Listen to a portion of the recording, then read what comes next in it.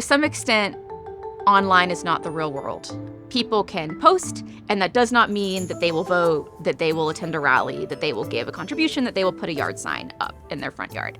But at the same time, our media environment is very fragmented. So it is relatively easy to only consume media and social media posts that is in line with your political view, and that does shape our offline political environment.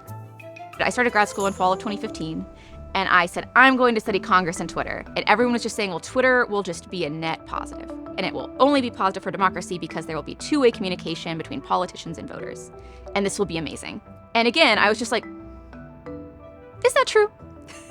Is that what's happening? I developed a theory that no, it's not largely for their voters. Instead, politicians use Twitter to reach several elite audiences simultaneously. One thing to note is that different political platforms have different audiences on them. So, for example, Facebook tends to skew a little bit older.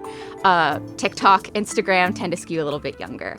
And so different platforms offer different places for politicians to say different things. But across the platforms, politicians have incentives to get as much attention as possible, maybe go viral.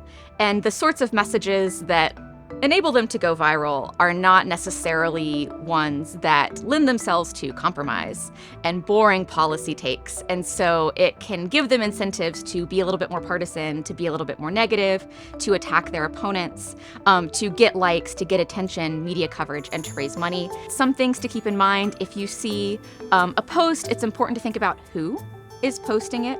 Are they a news organization? Are they an influencer? Are they someone else? Are they an organization that has been fact-checked in a positive way? Like, you know, is it they've been truthful? And also, generally, if someone is telling you that the answer to a political problem is really, really easy and really, really obvious, they are probably wrong or oversimplifying to a degree that they are almost wrong. So if something is just perfectly in line with your political views and it's amazing, maybe take it with a grain of salt, and dig a little bit deeper into the source and some of the motivations that source might have.